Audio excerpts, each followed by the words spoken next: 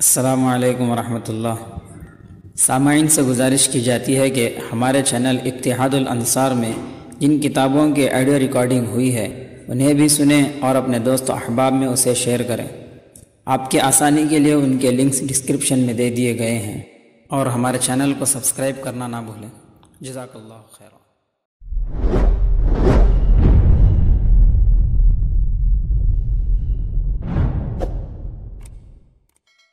بسم اللہ الرحمن الرحیم۔ دجال جلد دوم، فتنہ دجال سے بچنے کی تدابیر۔ یہ تدابیر دجال جلد اول میں بیان کی جا چکی ہیں۔ یہاں ان کا خلاصہ دہرایا جاتا ہے کہ فتنوں کے دور میں ہر مسلمان کا لائحہ عمل اور دجال پر اس کتابی سلسلے کا حاصل وصول ہو۔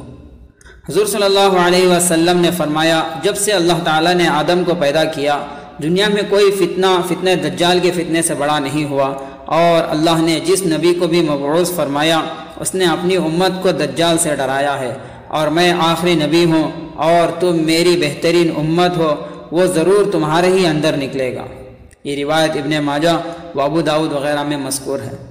اس عظیم فتنے سے بچنے کے لیے قرآن و سنت اور نصوص شرعیہ کی عصر تطبیق سے اخذ کردہ روحانی و عملی تدابیر ملاحظہ فرمائیے۔ روحانی تدابیر: نمبر 1، ہر قسم کے گناہوں سے سچی توبہ اور نیک اعمال کی پابندی۔ نمبر 2، اللہ تعالیٰ پر یقین اور اس سے تعلق کو مضبوط کرنا اور دین کے لیے فدائیت یعنی قربان ہونے اور فنائیت یعنی مر مٹنے کا جذبہ پیدا کرنا۔ نمبر 3، آخری زمانے کے فتنوں اور حادثات کے بارے میں جاننا اور ان سے بچنے کے لیے نبوی ہدایات سیکھنا اور ان پر عمل کرنا۔ نمبر 4، دل کی گہرائیوں سے اللہ تعالیٰ سے دعا کریں کہ اللہ تعالیٰ ہمیں فتنوں کا شکار ہونے سے بچائے اور حق کی مدد کے وقت باطل کے ساتھ کھڑے ہونے کی بدبختی اور اس کے وبال و عذاب سے محفوظ رکھے۔ اس دعا کا اہتمام کریں۔ اللہم انی اعوذ بک من الفتن ما ظہر وما بطن، اللہم ارنا الحق حقا وارزقنا اتباعا وارنا الباطل باطلا وارزقنا اجتنابا۔ نمبر 5، ان تمام گروہوں اور نت نئی پیدا شدہ جماعتوں سے علیحدہ رہنا جو علماء حق اور مشائخ اعظام کے متفقہ اور معروف طریقے کے خلاف ہیں اور اپنی جہالت یا خود پسندی کی وجہ سے کسی نہ کسی گمراہی میں مبتلا ہیں۔ نمبر 6، امریکہ اور دیگر مغربی ممالک کے گناہوں بھرے شہروں کے بجائے حرمین شریفین، ارض شام، بیت المقدس وغیرہ میں رہنے کی کوشش کرنا۔ خونی معرکوں میں زمین کے یہ خطے مومنوں کی جائے پناہ ہے اور دجال ان میں داخل نہ ہو سکے گا۔ ایسا ممکن نہ ہو تو اپنے شہروں میں رہتے ہوئے جید علماء کرام کے حلقوں سے جڑے رہنا۔ نمبر 7، پابندی سے تسبیح و تحمید و تحلیل و تکبیر یعنی سوم کلمہ، آسانی کے لیے تیسرا اور چوتھا کلمہ کہہ لیں، یعنی ان کلموں کو بار بار پڑھنے کی عادت ڈال لیں۔ دجال کے فتنے کے عروج کے دنوں میں جب وہ مخالفین پر غذائی پابندی لگائی جائے گی، ان دنوں ذکر و تسبیح غذا کا کام دے گی، لہٰذا ہر مسلمان صبح و شام مسنون تسبیحات، درود شریف و استغفار کی عادت ڈالے، ابھی سے تہجد کی عادت ڈالیں۔ نمبر 8، حضرت عیسیٰ علیہ السلام کے زندہ آسمانوں پر اٹھائے جانے اور خروج دجال کے بعد واپس زمین پر آ کر دجال اور اس کے پیروکار یہودیوں کا خاتمہ کرنے، جنہوں نے حضرت عیسیٰ علیہ السلام کو تکلیفیں دیں، ان پر یقین رکھے کہ یہ امت کا اجتماعی عقیدہ ہے۔ نمبر 9، جب حضرت مہدی کا ظہور ہو اور علماء کرام ان کو صحیح احادیث میں بیان کردہ علامات کے مطابق پائیں تو ہر مسلمان ان کی بیعت میں جلدی کرے۔ باطل پرست اور گمراہ و بے دین لوگ دجالی قوتوں کے جن نمائندوں کو فرضی روحانی شخصیات لے کر مہدی موعود یا مسیح موعود اور ان کی تشہیر کتے ہیں، ان سے دور رہنا اور ان کے خلاف کلمہ حق کہنے والے علماء حق کا ساتھ دینا۔ نمبر 10، جمعہ کے دن سورہ کہف کی تلاوت کرنا، اس کی ابتدائی اور آخری 10 آیات کو حفظ کر لینا اور صبح شام ان کو دہرانا۔ ایک مشہور حدیث میں بیان کیا گیا ہے کہ دجال کے فتنے سے جو محفوظ رہنا چاہتا ہے اس کو چاہیے کہ سورہ کہف کی ابتدائی یا آخری 10 آیتوں کی تلاوت کرے۔ ان میں کچھ ایسی تاثیر اور برکت ہے کہ جب ساری دنیا دجال کے دھوکہ بازیوں اور شعبہ دیدہ بازیوں سے متاثر ہو کر نعوذ باللہ اس کی خدائی تک تسلیم کر چکی ہوگی، اس صورت یا ان آیات کی تلاوت کرنے والا اللہ کی طرف سے خصوصی حصار میں ہوگا۔ اور یہ دجالی فتنہ اس کے دل و دماغ کو متاثر نہ کر سکے گا۔ لہذا ہر مسلمان پوری سورہ کہف یا کم از کم شروع یا آخری کے 10 آیتوں کو زبانی یاد کرے اور ان کا ورد کرتا رہے۔ عملی تدابیر: نمبر 1، صحابہ کرام رضوان اللہ علیہم اجمعین کے ملکوتی اخلاق پھیلانا۔ صحابہ کرام کی 3 صفات ہیں جنہیں اپنانے والے ہی مستقبل قریب میں برپا ہونے والے عظیم رحمانی انقلاب کے لیے کارآمد عنصر ثابت ہو سکتے ہیں۔ پہلی صفت، صحابہ کرام کے دل باطنی بیماریوں اور روحانی آلائشوں یعنی تکبر، حسد، ریا، لالچ، بخل، بغض وغیرہ سے بالکل پاک و صاف اور خالص و مخلص ہے۔ لہذا ہر مسلمان پر لازم ہے کہ سچے اللہ والے متبع سنت بزرگوں کی خدمت میں اپنے آپ کو پامال کرے اور ان کی اصلاحی تربیت کے ذریعے ان مہلک روحانی بیماریوں سے نجات حاصل کرنے کی کوشش کرے۔ دوسری صفت، وہ علم کے اعتبار سے اس عالم امکان میں علمیت اور حقیقت شناسی کے آخری حدوں تک پہنچ گئے تھے، جہاں تک ان سے پہلے انبیاء کو چھوڑ کر نہ کوئی انسان پہنچ سکا اور نہ آئندہ پہنچ سکتا ہے۔ لہذا ہر مسلمان پر لازم ہے کہ روحانی اور رحمانی علم کی جستجو کرے۔ یہ علم اللہ والوں کی صحبت کے بغیر حاصل نہیں ہوتا، اور اس علم کے بغیر کائنات اور اس میں موجودہ اشیاء و حوادث کی حقیقت سمجھ نہیں آ سکتی۔ تیسری صفت، وہ روئے زمین پر سب سے کم تکلف کے حامل بننے میں کامیاب ہو گئے۔ ہر مسلمان بے تکلفی، سادگی اور جفاکشی اختیار کرے۔ مغرب کی ایجاد کردہ طرح طرح کے سہولیات اور عیش و عشرت کے اسباب سے سختی کے ساتھ بچیں۔ ہر طرح کے حالات میں رہنے، کھانے، پینے اور پہننے کی عادت ڈالیں۔ تیز قدموں سے پیدل چلنے، تیراکی کرنے، گھڑ سواری، نشانہ بازی اور ورزشوں کے ذریعے خود کو چاق و چوبند رکھنے کا اہتمام کریں۔ نمبر 2، مال و جان سے جہاد فی سبیل اللہ۔ جہاد اسلام کو چوٹی پر لانے والی واحد سبیل یعنی راستہ اور مسلمانوں کی ترقی کا واحد ضامن ہے۔ دجال کے کارندے یہودیوں کی کوشش ہے کہ مسلمانوں کے اندر از خود پیدا شدہ عزم جہاد کا رخ پھیر کر انہیں بے مقصد اور سطحی علمی تحقیق، فنون و صنعت میں مغرب کے تعاقب، سائنس اور ٹیکنالوجی کے حصول کی خواہش میں مغرب کے ازگار رفتہ نظریات کی پیروی اور معیشت اقتصادی کی بہتری میں حلال و حرام کی تفریق کے بغیر مالی صلاحیتوں کو بڑھانے میں مشغول کر کے جہاد کے ذریعے حاصل ہونے والی بے مثال تیز رفتار اور ہوش ربا ترقی سے محروم اور غافل کر دیں، اور جہاد کی توہین و تنقیص، انکار و تردید، حتیٰ کہ جہاد سے پیٹ پھیر کر دوسری چیزوں میں فلاح و کامیابی اور نجات تلاش کرنے والے بنا کر اللہ تعالیٰ کے غضب و انتقام کا شکار بنا دیں۔ جہاد وہ عمل ہے جس سے یہودیت کی جان نکلتی ہے، لہذا مسلمانوں کی بقا و فلاح اس میں ہے کہ اپنی نئی نسل میں جذبہ قتال کی روح پھونک کر اس دنیا سے جائیں اور اپنے اہل و عیال اور متعلقین کا اللہ کے راستے میں جان و مال قربان کرنے کا ذہن بنائیں۔ جذبہ قتال اور شوق شہادت میں فنائیت کے بغیر مسلمانوں کی بقا و ترقی کا تصور پہلے تھا نہ آئندہ ہو سکتا ہے۔ نمبر 3، فتنہ مال و اولاد سے حفاظت۔ فتنہ دجال دراصل ہے ہی مال کی محبت اور مادیت پرستی کا فتنہ، اس لیے ضروری ہے کہ ہر مسلمان حلال و حرام کا علم حاصل کرے، ہر طرح کے حرام سے بالکل اجتناب کرے، صرف اور صرف حلال مال کمائے اور پھر اس میں سے خود بھی فی سبیل اللہ خرچ کریں اور بچوں سے بھی اللہ کے راستے میں خرچ کروا کر ان کی عادت ڈالیں۔ اولاد کی دینی تربیت کریں اور ان کی محبت کو دینی کاموں اور جہاد فی سبیل اللہ میں رکاوٹ نہ بننے دیں۔ نمبر 4، فتنہ جنس سے حفاظت۔ مرد اور عورت کا مکمل طور پر علیحدہ علیحدہ ماحول میں رہنا جو شرعی پردے کے ذریعے ہی ممکن ہے۔ نمبر 2، عورتوں کو زیادہ سے زیادہ شرعی مراعات دینا اور ان کی مخصوص ذمہ داریوں کے علاوہ دیگر ذمہ داریوں سے انہیں سبکدوش کرنا جو ان کی فطرت اور شریعت کے خلاف ہے۔ نمبر 3، بالغ ہونے کے بعد مردوں اور عورتوں کی شادی میں دیر نہ کرنا۔ نمبر 4، نکاح کو زیادہ سے زیادہ آسان بنانا اور فسخ نکاح کو زیادہ سے زیادہ منضبط بنانا۔ نمبر 5، کسی بھی عمر میں جنسی و نفسیاتی محرومی کو کم سے کم واقع ہونے دینا، لہذا بڑی عمروں کے مردوں اور عورتوں کو بھی پاکیزہ گھریلو زندگی گزارنے کے لیے نکاح ثانی کی آسانی فراہم کرنا۔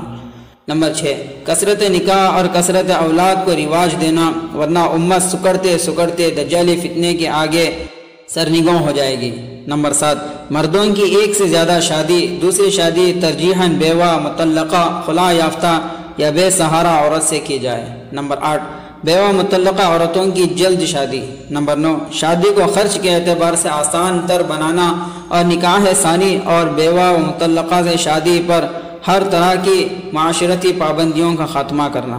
نمبر 10، معاشرے میں آسان و مسنون نکاح کی ہمت افزائی کرنا اور مشکل نکاح سے، جس سے غیر شرعی رسومات اور فضول خرچی پر مشتمل رواج ہوتے ہیں، ناپسندیدگی کا اظہار کرنا۔ نمبر 11، ماہر اور تجربہ کار دائیوں کی زیر نگرانی گھر میں ولادت کا انتظام کرنا اور زچگی کے آپریشن سے حتی الوسع اجتناب کرنا۔ نمبر 5، فتنہ غذا سے حفاظت۔ فتنہ دجال اکبر کے سامنے سب سے زیادہ آسان شکار حلال و طیب کے بجائے حرام مال اور خبیث غذا سے پروردہ جسم ہوتا ہے، لہذا جن چیزوں کو شریعت نے حرام قرار دیا ہے ان سے اپنے آپ کو سختی سے بچایا جائے۔ حرام لقمہ، حرام گھونٹ اور حرام لباس سے خود کو آلودہ نہ ہونے دیا جائے۔ مصنوعی طور پر ہائبریڈیزیشن اور کراس پالینیشن کے ذریعے پیدا کردہ غذاؤں نیز ڈبہ بند غذائی اشیاء اور جینیاتی و کیمیاوی طور پر تیار کردہ غذاؤں سے سختی سے پرہیز کیا جائے۔ امت مسلمہ اپنے علاقوں میں فطری اور قدرتی غذا کے حصول کے لیے زراعت، باغبانی، شجرکاری اور حیوانات کی قدرتی افزائش نسل پر توجہ دے تاکہ کیمیاوی اجزاء سے پاک اجناس، پھل، گوشت اور دودھ حاصل کر کے ان مضمر اثرات سے بچ سکے جو یہودی سرمایہ داروں کی ملٹی نیشنل کمپنیوں کے ذریعے ان قدرتی چیزوں کو رفتہ رفتہ مصنوعی بنا کر انسانوں میں انجیکٹ کیے جا رہے ہیں۔ نمبر 6، فتنہ میڈیا سے حفاظت۔ دجالی قوتوں کا سب سے اہم ہتھیار دجل ہے، یعنی جھوٹ اور مکر و فریب۔ جھوٹا پروپیگنڈا، جھوٹی افواہیں، جھوٹے الزامات، جھوٹے دعوے، جھوٹے رعب، جھوٹی دھمکیاں، مصدقہ جھوٹی خبریں جو غلط کو صحیح بتائیں اور مبینہ جھوٹی رپورٹیں جو سچ کو جھوٹ میں چھپائیں۔ اعلیٰ عہدوں پر فائز باوقار شخصیات کے ننکارانہ جھوٹ میں ملفوف بیانات، جادو بیان، اینکر پرسن کے ذریعے پھیلائے گئے زہریلے خیالات و نظریات، یہ سب کچھ اور اس جیسا اور بہت کچھ دجالی کے ہر کاروں کے مخصوص حربے ہیں۔ اس دور کے انسانوں پر لازم ہے کہ جدید ذرائع ابلاغ کے فتنے سے خود کو بچائیں، اور اس کا طریقہ یہ ہے کہ صبح شام سورہ کہف کی ابتدائی اور آخری آیات پڑھ کر اللہ تعالیٰ سے دعا مانگیں کہ انہیں حق و باطل میں اور اصل و دجل میں تمیز کی صلاحیت عطا فرمائے۔ نمبر 2، اس دعا کے ساتھ ہر طرح کے گناہوں سے بچیں اور ظاہر و باطن میں تقویٰ کا اہتمام کریں کہ اس کی برکت سے اہل ایمان کو فرقان عطا ہوتا ہے، یعنی ایسی فہم و فراست جس سے صحیح اور غلط، سچ اور جھوٹ میں فرق کی صلاحیت پیدا ہو جائے۔ نمبر 3، میڈیا پر انحصار کرنے کے بجائے حقیقت حال معلوم کرنے کے نجی طریقے استعمال میں لائے جائیں۔ مثلا جو صاحب ایمان دجالی قوتوں کے خلاف کام کر رہے ہیں یا میدان جہاد میں برسر پیکار ہیں، ان سے ربط و ضبط رکھا جائے، ان سے زمینی حقائق معلوم کیے جائیں، علماء حق کی خدمت میں آمد و رفت رکھی جائے اور صالحین وقت کے حلقے میں سینہ بسینہ چلنے والی خبروں سے مطلع رہا جائے۔ نمبر 4، اگر جدید میڈیا سے خبریں سننی ہی پڑ جائیں تو ان کی رو میں بہہ جانے کے بجائے ان کا تجزیہ کیا جائے۔ جن اسلامی ممالک دینی افراد، نظریاتی تعلیمات، جہادی تحریکات یا دینی اداروں کے متعلق افواہیں خبریں فراہم کی جا رہی ہیں، ان سے تحقیق کی جائے۔ اگر تضاد یا تعارض دکھائی دے تو اہل علم و صلاح کی بات پر اعتماد کیا جائے، نہ کہ جھوٹی خبریں بیچ کر دجل پھیلانے والوں کی اصرار پر۔ نمبر 5، دین و مذہب اور ملک و ملت کے مفاد کے خلاف کسی بات کو آگے نہ پھیلایا جائے۔ کسی نیک نیت شخصیت یا ادارے تحریک و تنظیم کے خلاف مہم میں شریک بننے کے بجائے خیر کی بات پھیلائی جائے اور حسن ظن پر مبنی تبصرہ دو ٹوک انداز میں بیان کیا جائے۔ افواہوں کا آسان شکار بننے کے بجائے مؤمنانہ فراست کا اظہار کیا جائے۔ نمبر 7، فتنہ شیطانیت سے حفاظت۔ شیطان نے جنت سے نکالے جانے کے وقت قسم کھائی تھی کہ وہ اولاد آدم کو گمراہ کرنے کا ہر وہ جتن کرے گا جس کے ذریعے وہ اسے جنت میں داخلے سے روک سکے اور اس میں کوئی کسر نہ چھوڑے گا۔ شیطان کا سب سے بڑا ہتھیار چونکہ دجال ہے، اس لیے شیطان کی پوجا اور دجال کی جھوٹی خدائی کو تسلیم کرنا دونوں ہم معنی باتیں ہیں۔ ان دونوں چیزوں یعنی شیطانیت اور دجالیت کی تعظیم و تشہیر کے لیے آج کل کچھ شیطانی علامات اور دجالی نشانات دنیا بھر میں باقاعدہ منصوبے کے تحت پھیلائے جا رہے ہیں، اور ان کو فروغ دے کر عن قریب ظہور کرنے والے ایک چشم شیطان سے لوگوں کو مانوس کیا جا رہا ہے۔ اپنے گرد و پیش میں پھیلی ہوئی ان علامات کو پہچاننا اور ان کی نحوست سے خود کو اور دوسروں کو بچانا اور ان کے پیچھے چھپے خفیہ شیطانی پیغام کو مسترد کر کے رحمان کے مبارک پیغامات پھیلانا ہر مسلمان کی ذمہ داری ہے۔ ان علامات میں سب سے مشہور اکلوتی آنکھ ہے جو دجال کی معیوب اور قابل نفرت پہچان ہے، لیکن دجال کے ہر کارے اسے طاقت کا سرچشمہ بتا کر دنیا بھر کے لوگوں کو اس سے مانوس اور مرعوب کر رہے ہیں۔ اس کے علاوہ اہرام مصر جیسی تکونی علامات یعنی ٹرائنگل یا عمارات، سانپ، آگ، شیطان آگ سے بنا ہوا ہے، شیطان کی سینگ، کھوپڑی اور 2 ہڈیاں، 2 عمودی ستون یعنی خیر کے مقابلے میں شر کی قوت، فرش پر چوکور، سیاہ اور سفید خانے یعنی روشنی کے مقابلے میں تاریکی کا اظہار، 666 کا عدد، اور چیسٹ کا جو بورڈ ہوتا ہے اس میں ایک ڈبہ سفید اور ایک ڈبہ کالا ہوتا ہے، یہ بھی دجال کے کارندوں کی ایک علامت ہے۔ گانوں اور پاپ میوزک کے شیطانی بول اور فلموں کے وہ مناظر جن میں شیطانی علامات اور نشانات کی تشہیر کی جاتی ہے، سب سے بڑھ کر یہ کہ 2 شیطانی کاموں سے بچنے کی کوشش جو شیطان کی پوجا کرنے والے اور دجال کی راہ ہموار کرنے والوں کا سب سے آزمودہ گرد ہے۔ نمبر 1 فحاشی یعنی جنسی بے راہ روی جس کی کوئی انتہا نہیں، اور یہ انسان کو حیوانیت، کتے بلی کی سطح تک لے جاتی ہے، یعنی اسفل السافلین تک، جہاں وہ بآسانی دجال کا غلام اور شیطان کا پجاری بن جاتا ہے۔ نمبر 2 جادوگر، شیطان کو خوش کر کے دنیاوی فوائد، دولت، شہرت، جنسی تسکین لوٹنے اور ما فوق الفطرت شیطانی قوتوں سے یہ مدد حاصل کرنے کے لیے آج کل جادو کو سائنٹیفک طریقے سے فروغ دینے کے لیے شیطان کے چیلے جدید ترین انداز اختیار کر رہے ہیں۔ اس شیطانی جال سے بچیے جس میں پھنسنے والا ایمان سے ہاتھ دھو کر دھوکے اور سراب میں پڑا رہتا ہے، یہاں تک کہ اسے موت کے سکرات آن گھیرتے ہیں۔ اللہ ہم تمام کو ان تمام چیزوں سے حفاظت فرمائے، آمین۔